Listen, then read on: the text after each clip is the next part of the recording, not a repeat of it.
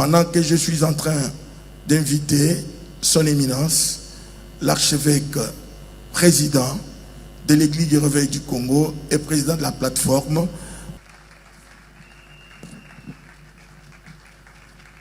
Merci. Je demande à ceux qui sont debout si vous pouvez reprendre vos places. Merci beaucoup.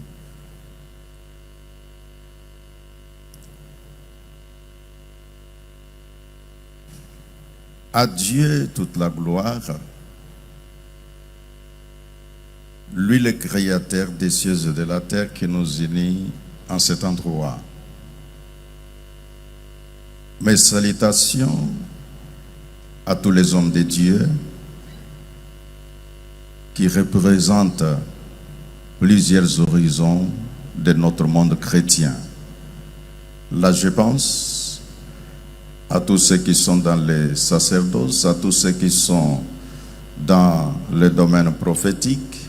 Je pense également aux chefs de confession religieuse, membres de la plateforme de confession religieuse dont je suis le président, aux fondateurs de l'Église du Réveil du Congo et à tous les leaders du mouvement du Réveil en République démocratique du Congo et à tout le peuple de Dieu réuni dans cette salle.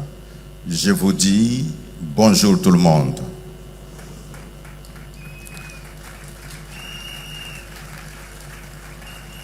Comme le disait le bishop modérateur, une manière de circonscrire notre programme. Notre exhortation, loin d'être un discours, parce que ce jour est un jour de prière. Jour de prière au travers de toute la nation. À vous tous qui êtes à Goma, vous nous suivez en direct. Vous tous qui êtes à Bukavu, à tous, vous vous retrouvez de partout à Popokabak. Je pense à ceux qui sont à Kabinda, les uns sont à Lubumbashi et les autres sont au Lualaba et de partout ailleurs au Congo central. Le Congo ne restera plus à genoux, le Congo sera debout. Parce que nous avons accepté de nous réunir, jeûner et prier. Je vais dire à tout le monde que de par la Bible que nous croyons, que nous prêchons, le temps des jeûnes a toujours été un temps favorable au Créateur. Le temps des jeûnes a toujours été un temps de plusieurs bouleversements. Rappelez-vous, à Ninive, Dieu prend la décision de détruire Ninive. Mais quand le roi acceptait d'envoyer le peuple jeûner, et ce qui s'est passé à Ninive, quand je lis les Saintes Écritures, vous vous rendez compte que là même les bêtes avaient jeûné.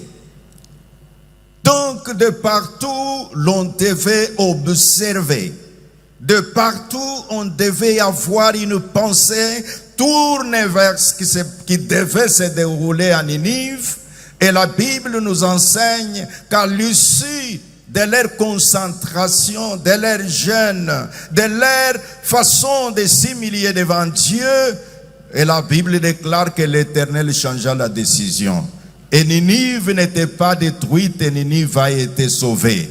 Et je peux déclarer comme envoyé de Dieu que pendant ce temps de jeûne, il y aura des bouleversements. Que pendant ce temps de jeûne, les choses vont changer. Pendant ce temps de jeûne, les gens qui pensaient que le Congo sera à genoux vont déchanter et ils vont dire Congo est ennemi. Et ils vont dire, ah, le grand Congo a encore repris son leadership. Puis-je parler à ceux qui nous suivent depuis les États-Unis?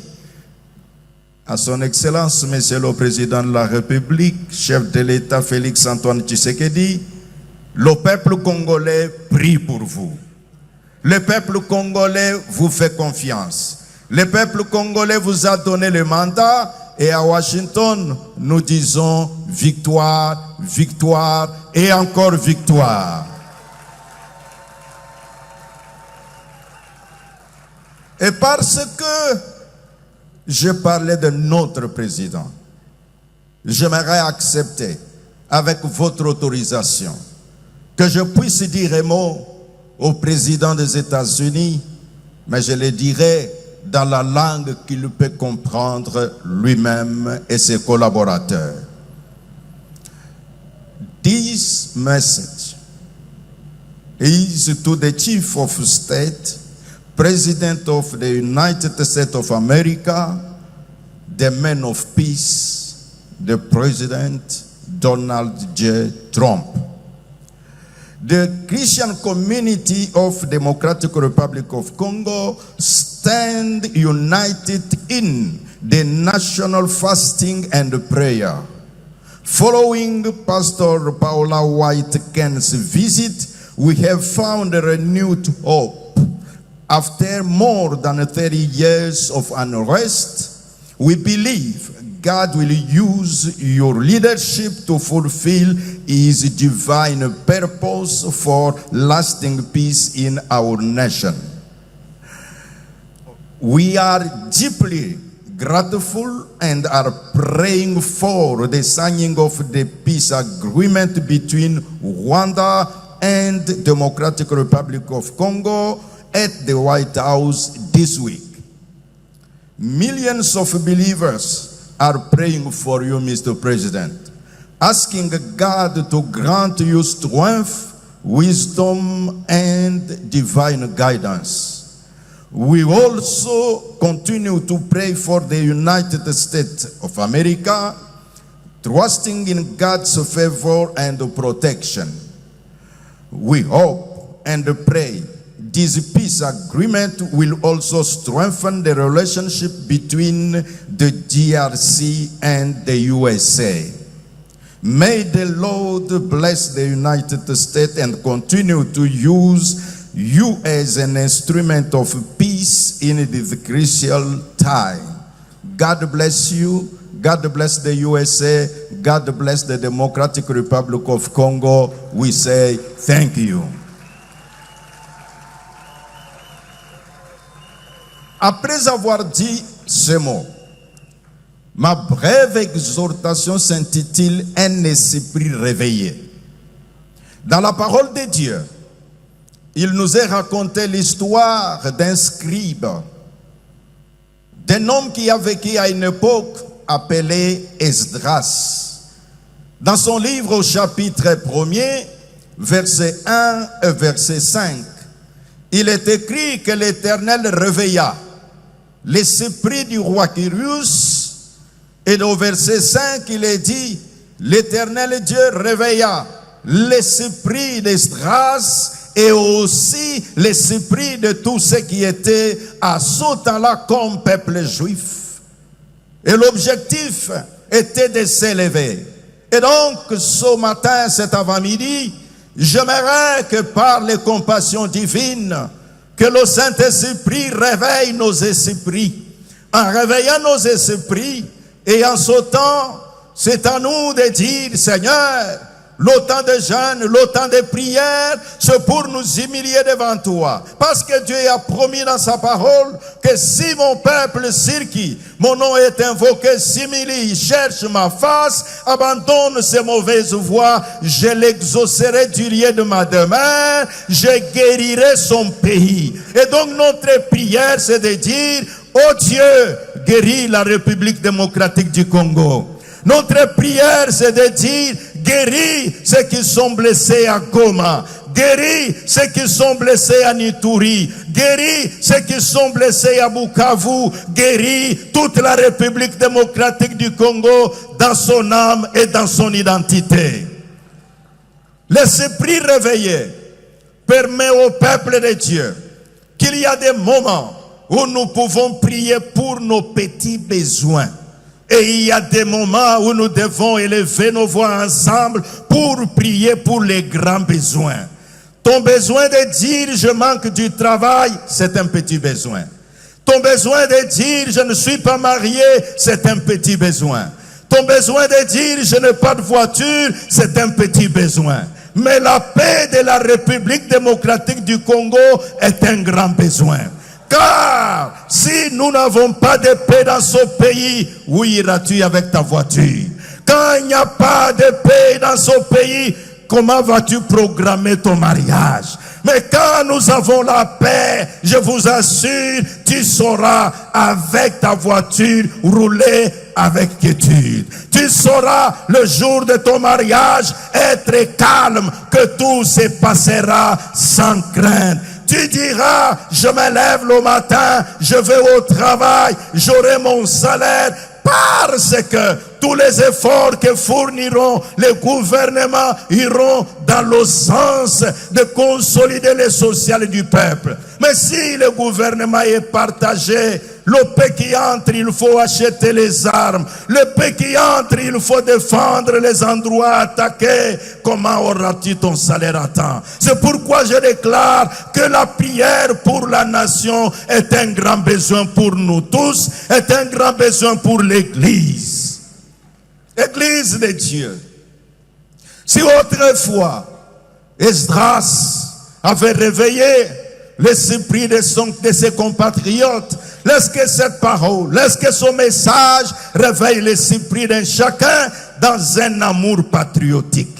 Quand il y a l'amour patriotique, on ne voit pas les présents seulement, on voit également l'avenir. Voir les présents, c'est de dire, je ne me vois pas seulement moi-même, qu'est-ce que je gagnerai? Je verrai aussi que gagneront les générations à venir. C'est pourquoi dans l'hymne national, on parle que nous léguons à notre postérité, c'est-à-dire les pères fondateurs, ceux qui ont initié cet hymne national, ne pensaient pas seulement à eux-mêmes. Ils pensaient qu'il y a des générations qui viendront. C'est ainsi, quelqu'un qui comprend cette valeur d'un esprit réveillé, là où il sera, il s'épargnera de certaines antivaleurs. Comme l'a dit l'apôtre Paul, il a parlé aux Thessaloniciens. Dans son chapitre 1 Thessaloniciens, au chapitre 4e. Quand vous prenez le verset 5, en allant jusqu'au verset 8, il est dit clairement, n'ayez pas de fraude entre vous.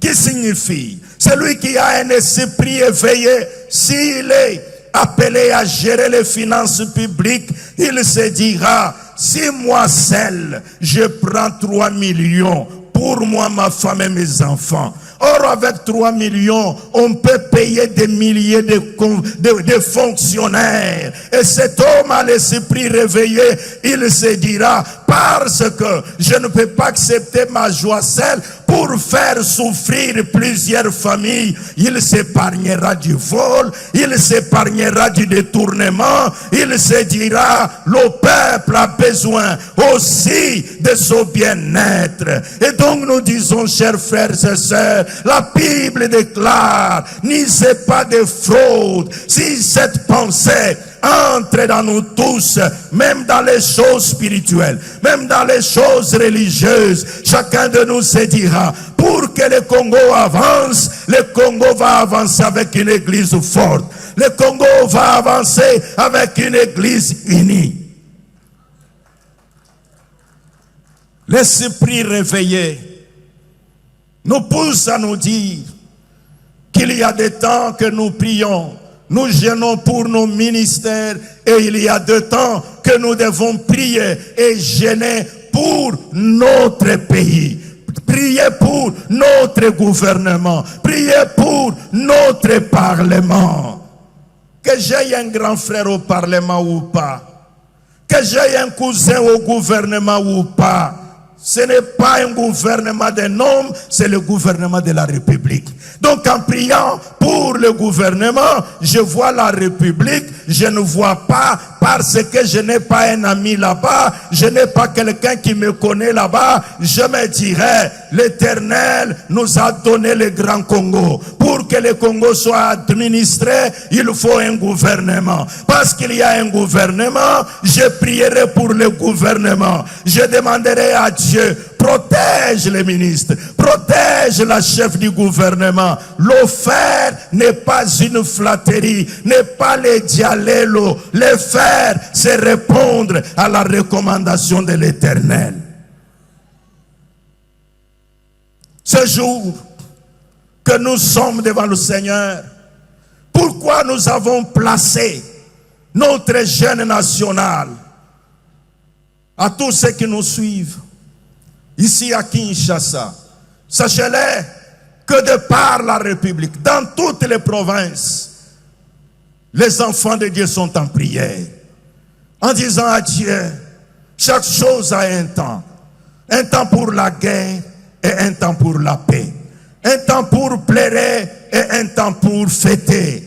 Puis-je vous demander de nous unir ensemble avec ces hommes de Dieu qui nous ont visités au sommet des prières patriotiques.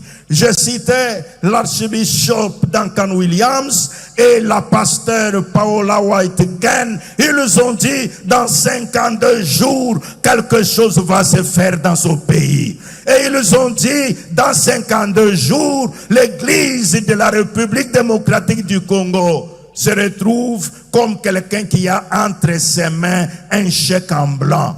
Et le chèque en blanc, c'est le propriétaire, le détenteur de ce chèque, lui seul qui écrira qu'est-ce qu'il y a, qu'est-ce qu'il faut, qu'est-ce qu'il doit mentionner dans son chèque-là. Mais moi, je nous demande tous qu'au jour d'aujourd'hui, avec ce chèque en blanc, que nous puissions écrire dans ce chèque-là, victoire à Washington, que nous puissions écrire dans ce chèque-là, paix dans la République démocratique du Congo, que nous puissions écrire dans ce chèque-là développement pour la RDC, que nous puissions écrire dans ce chèque-là cohésion nationale, que nous puissions écrire dans ce chèque-là le bien-être de la population. Est-ce qu'il n'est pas dit dans la parole, ce que vous lierez sur la terre sera lié dans les cieux? Est-ce qu'il n'est pas possible que nous puissions croire avec fermeté que ce que Dieu a donné comme pouvoir à l'église, nous allons l'exercer ce jour, et que ce que nous dirons sur la terre, le ciel va acter. Quand le ciel va acter, à Washington, il y aura signature demain. Quand le ciel va acter, la signature obtenue à Washington aura les implications sur la République démocratique du Congo. Et ces implications iront dans les paniers de la ménagère. Et ces implications iront dans les salaires du fonctionnaire. Et ces implications iront même dans l'offrande à l'église. Et je le crois. Si quelqu'un croit avec moi, qu'il dise Amen. Un esprit réveillé. Esdras avait réveillé ses frères, avait réveillé ses sœurs. Il leur a dit, c'est le moment d'obéir à la loi de l'Éternel.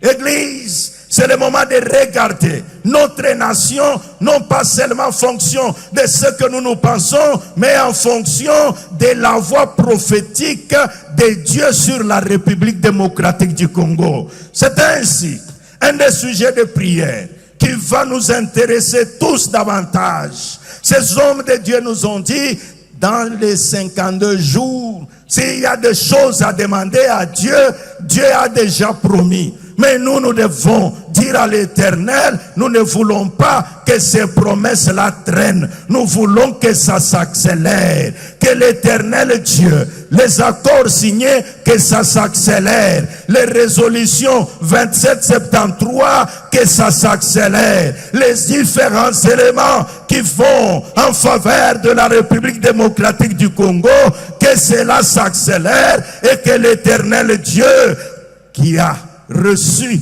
la prière du premier des Congolais qui a déclaré qu'Éternel vient trôner en République démocratique du Congo. Oui, que l'Éternel Dieu se manifeste dans l'accélération de toutes les promesses de Dieu sur la République démocratique du Congo. Et je crois, si nous prions, si tu pries, si moi je prie d'un cœur sincère effectivement, la chose nouvelle est sur le point de se manifester.